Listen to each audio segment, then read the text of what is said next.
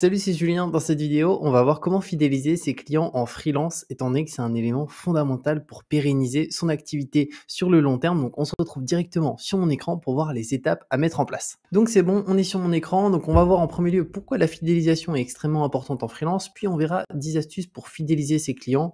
Donc, c'est des astuces que j'ai utilisées au cours des 3 dernières années qui marchent extrêmement bien. Et d'ailleurs, si tu souhaites aller beaucoup plus loin, tu as en description ma masterclass gratuite qui te permet de voir toutes les stratégies que tu peux implémenter dans ton activité de freelance pour développer ton chiffre d'affaires et faire x2, x3, x4. Donc n'hésite pas à aller voir si ça t'intéresse. Donc on commence en premier lieu par pourquoi la fidélisation est extrêmement importante en freelance. Alors tu vas voir qu'il y a 5 raisons principalement. La première, c'est la stabilité et la croissance. C'est que fidéliser tes clients te permet d'établir une base solide de revenus réguliers. En conservant tes clients existants, tu réduis la dépendance vis-à-vis de la recherche de nouveaux clients à chaque fois. Dès que tu vas vouloir rechercher de nouveaux clients, c'est un certain temps que tu vas passer. Et le temps de recherche, tu n'es pas payé. Tandis que quand tu as des clients déjà actuels avec qui tu continues de travailler parce que tu les as fidélisés, l'avantage, c'est que tu n'as pas ce temps de recherche important sans être payé sur le moment même. Ensuite, le deuxième élément juste ici, c'est les références et recommandations. Donc, des clients satisfaits sont plus enclins à te recommander à leur réseau professionnel. Le bouche à oreille est l'un des moyens les plus puissants pour attirer de nouveaux clients et malheureusement, il y a énormément de freelances qui délaissent le bouche à oreille. Et pour ça, il faut vraiment faire en sorte d'avoir des clients qui sont satisfaits de ce qu'on propose. Donc ça, on le verra juste après. En fidélisant tes clients et en leur offrant un excellent service, tu augmentes tes chances d'obtenir des références et des recommandations positives.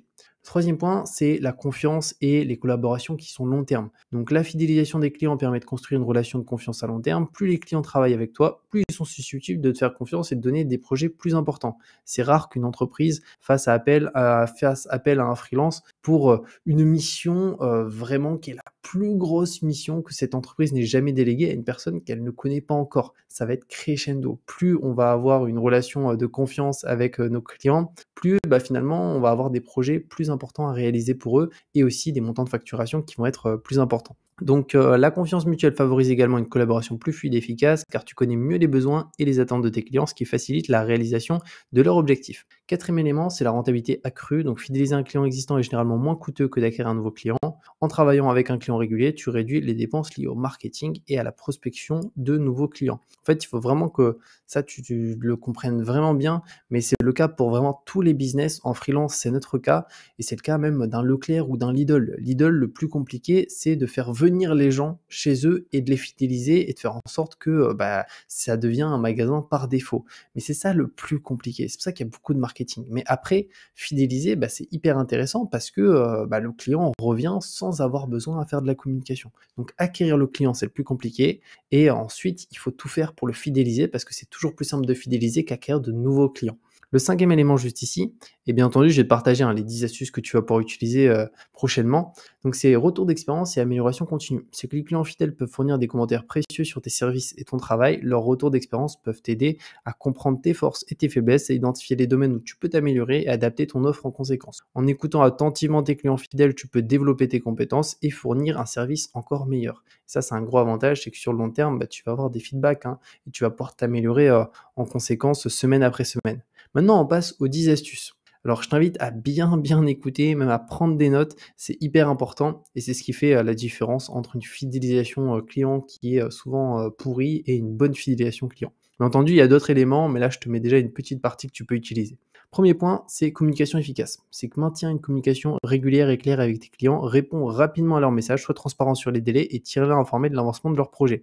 Alors, communication efficace, ça ne veut pas dire que si le client t'envoie un message à 23h qu'il faut répondre à 23h. Non, tu réponds à des heures classiques. Là, il n'y a pas de souci là-dessus. Par contre, il faut toujours faire en sorte qu'il y ait toujours de la communication. Même quand tu travailles sur un projet, avec un client, le tenir au courant de l'avancée, qu'est-ce qui se passe? Parce que lui, au moins, il se dit: «Ah ouais, tiens, il est en train de bosser sur mon projet» et ça a de la valeur. Donc montrer qu'on est bien en train de bosser pour notre client, ne pas hésiter à, durant un projet, lui dire qu'actuellement on en est là on est en train de faire ça, lui poser des questions aussi, c'est vraiment hyper important. Le deuxième élément ici qui est beaucoup négligé, c'est la qualité du travail. C'est que livrer un travail de haute qualité et dépasser les attentes de tes clients, c'est un élément qui est hyper intéressant. C'est-à-dire qu'un client te demande telle chose, tu fais exactement ce qu'il te dit, mais vraiment tu apportes encore plus de valeur réellement au travail. Tu as fait ce qu'il t'a dit et en plus tu as aussi mis ça et ça. Et gratuitement entre guillemets. Mais réellement, ce gratuitement, vu que tu vas beaucoup plus le fidéliser, en réalité ça va te rapporter énormément plutôt que le facturer en plus. Fais preuve de professionnalisme et de rigueur dans ton travail pour établir une réputation solide. Troisième élément, compréhension des besoins du client. C'est-à-dire que même si tu es bon dans ton domaine, il faut vraiment apprendre à bien connaître et à bien comprendre les besoins de notre client. Donc apprends à connaître tes clients et leurs besoins spécifiques, sois à l'écoute de leurs attentes et adapte ton travail en conséquence. Montre-leur que tu te soucies de leur succès et que tu es prêt à fournir les solutions dont ils ont besoin.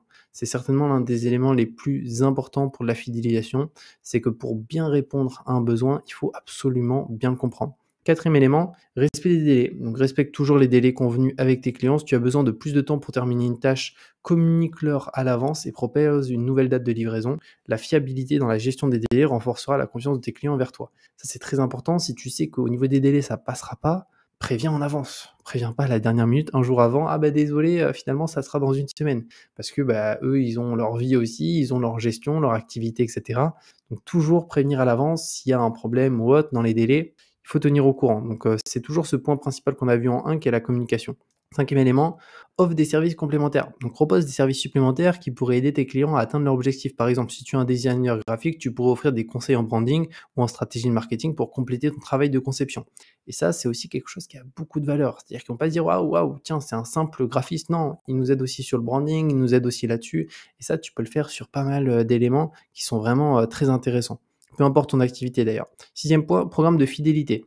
Mets en place un programme de fidélité pour récompenser tes clients réguliers. Cela peut prendre la forme de réductions spéciales, de services supplémentaires gratuits ou de tout autre avantage exclusif. Donc, c'est pas réellement une carte de fidélité, mais l'idée, c'est de faire en sorte que tes clients qui te font confiance et qui sont fidèles, bah, de les remercier pour cette fidélité. Et eux, au contraire, bah, ils trouvent ça cool. Ils se disent: «Bah, je suis déjà content du travail et en plus, bah, ils me fidélisent en m'offrant une petite réduction, en m'offrant des bonus que je n'aurais pas normalement si je serais pas un client régulier». Donc ça, c'est important. Septième élément, obtention de commentaires et témoignages positifs. Donc demande à tes clients satisfaits de te fournir des commentaires ou des témoignages positifs dès que tu peux pour utiliser sur ton site web, sur tes réseaux sociaux ou dans tes vidéos. Les recommandations de clients satisfaits peuvent encourager de nouveaux clients à travailler avec toi. Ça va te permettre finalement d'avoir des clients quand même beaucoup plus rapidement et surtout de convaincre beaucoup plus facilement. Huitième élément, suivi après la prestation. C'est qu'une fois le travail terminé, assure-toi de suivre avec tes clients pour vérifier si tout est satisfaisant et s'ils ont des questions supplémentaires. Cette étape montre tout ton engagement envers la satisfaction du client, même après la prestation. C'est toujours hyper agréable si, imaginons, tu crées des sites web sur WordPress, prenons cet exemple-là, tu es dev ou même juste tu crées des sites sur WordPress sans dev, et bah, d'avoir finalement, bah, la personne qui nous a fait le site, le freelance qui nous contacte 6 mois plus tard pour nous dire: «Est-ce que ça se passe bien avec le site internet?» Ça peut paraître bateau, mais cette personne va dire: «Ah oui, tiens, c'est assez dingue, j'ai payé il y a 6 mois, ça fait 6 mois que c'est déjà fait, j'ai un petit message». Et pour ça, tu peux te mettre un rappel, hein, directement sur ton calendrier, sur ton Gmail, sur Google Agenda, et ça a une valeur. Et potentiellement, si un jour, cette personne-là, on lui pose la question: «Est-ce que tu connais quelqu'un qui peut, me faire un site web?» Bah, automatiquement, elle va dire: «Oui, c'est vrai, cette personne, même 6 mois plus tard, m'avait contacté et tout, donc oui, cette personne, elle est de confiance, tu peux aller vers elle». La recommandation est extrêmement, puissante, le bouche à oreille, c'est l'élément vraiment fondamental, donc il faut vraiment, l'utiliser. Neuvième élément, récompense pour les recommandations. Si un client te recommande à quelqu'un d'autre, exprime ta gratitude en offrant une récompense, comme une remise sur les prochains services ou un cadeau personnalisé. Cela encourage les clients à parler de toi et à te recommander à leur réseau. Et ça aussi, c'est quelque chose que moi j'ai beaucoup utilisé, qui peut faire une différence sur vraiment le long terme, hein, par rapport à la majorité des freelances. C'est créer un système qui fait en sorte que tes clients ont envie de te recommander. Comme si c'était un système de parrainage, en réalité tu vas pas forcément les payer. Tu peux, hein, si tu le souhaites, moi j'ai jamais fait, mais en tout cas, tu vas permettre, bah, finalement, d'avoir des bonus pour ces clients parce que, bah, toi, ils t'apportent des clients, toi, tu leur, offres des choses que, d'habitude qui sont, payantes, donc ça a une valeur. Et dixième élément, établissement d'une relation à long terme. C'est fidéliser un client ne se limite pas à une seule prestation. Essaye de développer une relation à long terme avec tes clients en continuant à leur offrir de la valeur et en restant disponible pour leurs besoins futurs. Encore une fois, il y a réellement le service que tu proposes, c'est très important, mais il y a pas que ça. Il y a les éléments autres que ça qui est la valeur réelle de ce que tu apportes, la disponibilité aussi que tu apportes, la communication que tu apportes. Ça, c'est des éléments qu'on voit pas au premier abord. C'est pour ça que tu le verras toujours, les freelances les mieux payés sont rarement les meilleurs dans un domaine. Tu as plein de freelances qui sont, moyens et qui facturent extrêmement cher et qui ont des clients beaucoup plus importants, tout simplement parce que il y a pas exclusivement cette partie compétence. Il y a aussi ce service, cette fidélisation, cette communication, cette relation qui fait une grosse différence. Donc voilà par rapport à ces éléments à prendre en considération si tu souhaites fidéliser tes clients On a vu aussi juste ici l'importance, vraiment de cette fidélisation. Si tu souhaites aller plus loin, comme je t'ai dit, je te mets en description ma masterclass gratuite sur le freelance où tu pourras avoir des stratégies que tu peux utiliser et mettre en application, dès maintenant dans ton activité pour, développer, ton chiffre d'affaires, de freelance et je te dis à très bientôt pour une nouvelle vidéo.